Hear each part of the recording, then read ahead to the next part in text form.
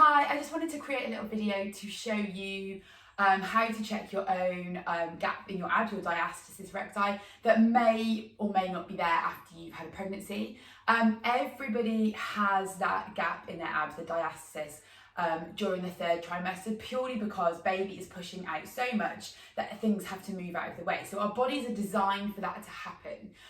All that has happened is the two walls of muscle that are your abdominals here, they are normally joined together, so they're never touching, they're never closed. They are normally joined together with a sheet of connective tissue.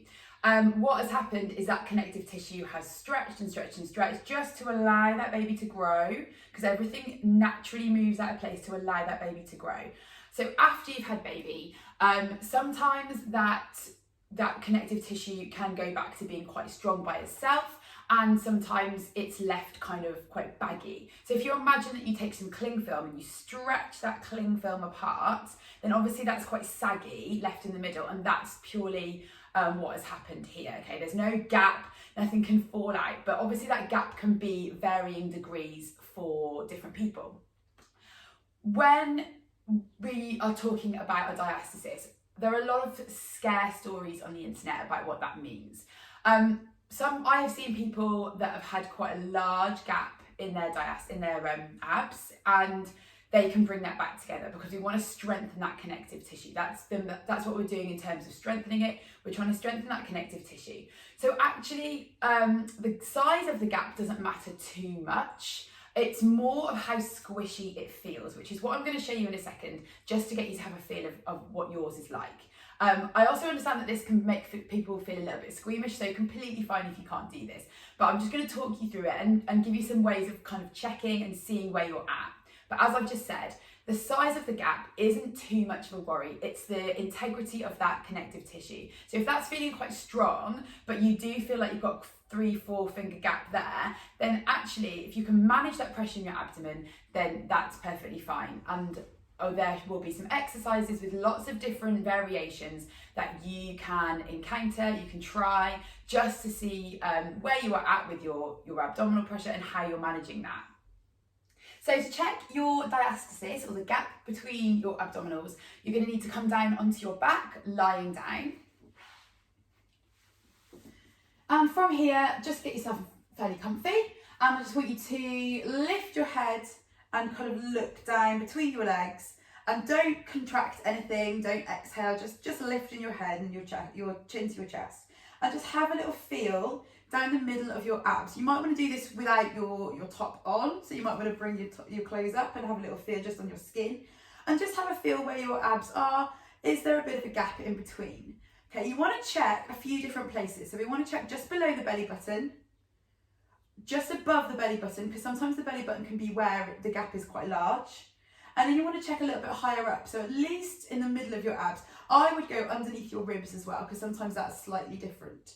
Okay, so you're just having a little feel around. Can you feel a gap to start with? Okay, you might want to relax down. That might feel like a lot of pressure. And then go back into it.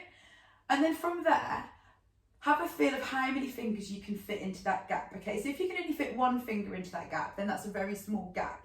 Okay, you might be able to fit 2 fingers, 3 fingers, 4 fingers. I have seen people have much bigger gaps than that as well. So don't panic at this point. Okay, there is no need to. Just have a feel around, see how big that gap feels. Okay, and from there, I'm going to come up to talk to you.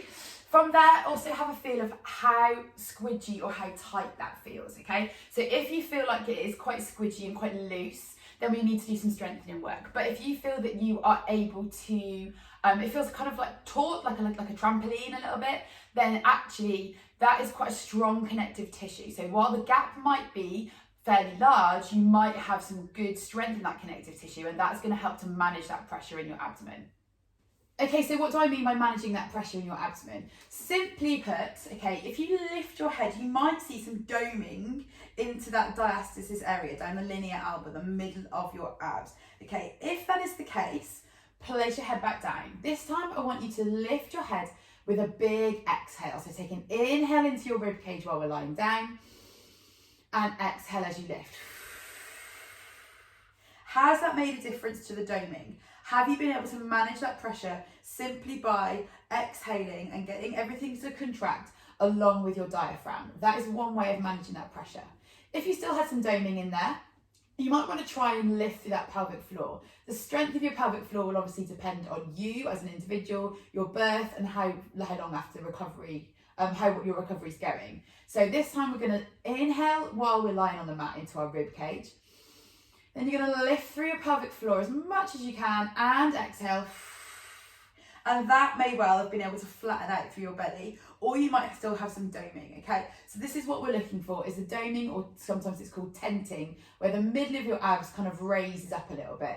And all that means is just that your abdomen isn't managing that pressure quite as much as we would like, so it's bulging out a little bit. Nothing to be scared of, okay? We want to add some load onto that connective tissue to strengthen it. You cannot make your bicep stronger without adding some resistance to it. The same goes for here. But we want to make sure we don't add too much too soon, because actually that's going to have the opposite effect, and it's going to be too much stress on it, and it's not going to help it to recover. And finally, just as an example, I want to give you some exercises that you can do. They are safe to do, because there's so much out there that says that things aren't safe for diastasis. But it's all about how you are feeling and how you are managing that pressure.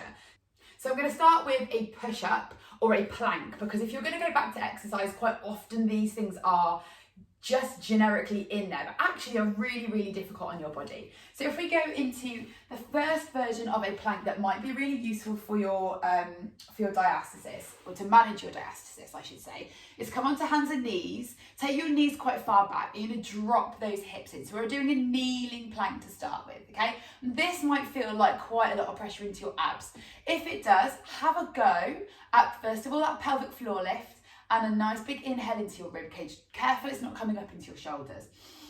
And then an exhale with that pelvic floor lift, and see if you are able to manage that pressure. Okay, so a kneeling plank might be a good option for you rather than a full plank. We can also change the intensity of those planks by changing the incline, or changing the height that you are doing that plank. So that might feel a little bit too much doing it down on your hands and knees. You might want to come up into a kneeling incline plank, and that might feel like enough stress for you at the moment. If that's too much, you can take it a little bit higher, maybe onto a table or a worktop. Equally then, a progression from there might be to add in your feet. So we're going into a full plank, but we're doing it at an incline. Again, just this sofa height might be too much. Take it up onto a table, the back of a chair, a worktop, a windowsill, whatever you've got, okay? This is the time to have a feel around, have a go at those. If you see some doming, or you feel some pressure into your abdomen, just lift that pelvic floor and exhale.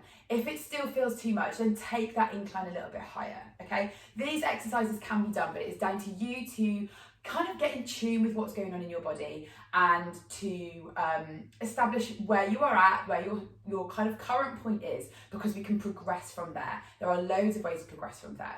So for example, if you start doing your full plank on the worktop in the kitchen, then you can gradually get it down a bit lower into this position, maybe on a sofa. Then you might try on your hands and knees, and then you can get into full plank eventually.